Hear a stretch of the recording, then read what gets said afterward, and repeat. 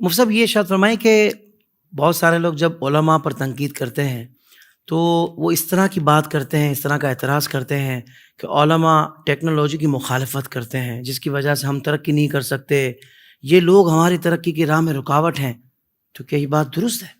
دیکھیں، اس میں درست اس لیے نہیں ہے یہ بات کیونکہ علماء جس چیز کی مخالفت کرتے ہیں نا، یا جس چیز کے بارے میں ممانعت کرتے ہیں، وہ چیز اسلام سے ٹکراتی ہے تب منع کرتے ہیں۔ صحیح۔ پہلے بنیادی طور پر جب تک ہم یہ نہیں سمجھیں گے نا کہ سائنس کا مقصد کیا ہے، تب تک ہم اس اعتراض کا جواب بھی نہیں سمجھ سکیں گے۔ بہت اچھا۔ سائنس کا کام یہ ہے کہ سائنس جو اللہ تبارک و تعالیٰ نے چیزیں تخلیق فرمائی ہیں نا، اس کو دریافت کر کے لوگوں کو بتا دے کہ بھئی یہ اللہ تعالیٰ نے تخلیق فرمایا ہے اور یہ ہم نے دریافت کر لیا۔ اگر یہ دریافت کرنا لوگوں کی فلاح کے لیے سلسلے میں معاون ہو تو پھر یہ مستحب ہے کہ آپ نے، کیونکہ کائنات میں غور و تفکر کرنے کا تو خود اللہ تبارک و تعالیٰ نے حکم دیا۔ سبحان اللہ۔ دوسری بات پھر یہ سمجھیں کہ سائنس کی جتنی بھی تحقیقات ہوتی ہیں نا، وہ ایسا نہیں ہوتا کہ خود جا کے سائنسدان نے مشاہدہ کیا ہو، بلکہ وہ تجربات ہوتے ہیں، ایک زن ہوتا ہے، 100% یقین ان کو بھی نہیں ہوتا، اسی لیے سائنس کی تحقیق چینج ہوتی رہتی ہے۔ لیکن اللہ اور اس کے رسول کے احکامات کے اندر سائنس سے زیادہ یقین ہوتا ہے ہمیں، کیا بات ہے کہ جو اللہ نے فرما دیا، جو رسول نے فرما دیا، وہ یقینی ہے، وہی حقیقت ہے۔ اب سائنس ہی کہتی ہے کہ بھئی ہمیں آسمان کے وجود کا کوئی تصور ہی نہیں ملتا، ہمیں پتہ ہی نہیں چلا کہ آسمان ہے یا نہیں۔ اب یہ ٹیکنالوجی کے ذریعے انہوں نے معلوم کیا ہے کہ آسمان کا وجود نہیں ہے، لیکن قرآن اور حدیث میں آسمان کے وجود کا ذکر ہے، تو اب تو ہم یہاں پہ سائنس کا رد کریں گے نا۔ اسی طریقے سے اگر مثال کے طور پر سائنس جو ہے وہ اللہ کے وجود کا ہی انکار کرتی ہوئی نظر آ رہی ہو، ٹیکنالوجی کے ذریعے آپ یہ کہیں کہ بھئی ہم نے ٹیکنالوجی سے معلوم کیا ہے کہ خدا کا کوئی وجود ہی نہیں ہے، ہمیں تو آج تک نہیں ملا، تو پھر ہم اس سائنس کا تو رد کریں گے نا، اس ٹیکنالوجی کا تو رد کریں گے نا۔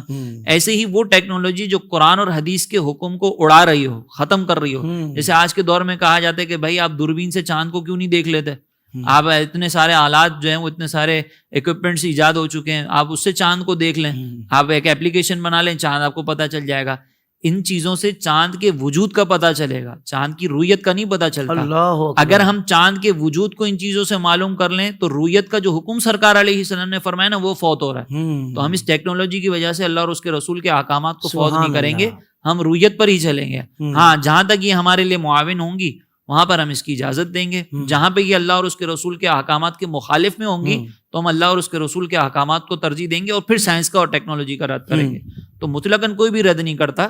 اگر اسلام کی بقا کے لیے، قرآن اور حدیث کے مسائل کو سمجھنے کے لیے ٹیکنالوجی ساتھ دے گی تو ہم اس کا استعمال کریں گے، اور اگر وہ اللہ اور اس کے رسول کے احکامات کے خلاف ہوگی تو پھر ہم اس کو رد کر دیں گے۔ واہ واہ واہ، یعنی آپ نے ان احباب کے اعتراضات کا بھی رد کر دیا کہ جو غلط باتیں علماء کے حوالے سے لوگوں میں پھیلا رہے ہیں، ماشاءاللہ۔ اور ایک مسلمان سمجھتا ہے مفتی صاحب کہ اللہ اس کے رسول کا جو حکم ہے وہ ہر لحاظ سے مقدم ہے، ایسا ہی باقی سب چیزیں اس کے بعد ہیں۔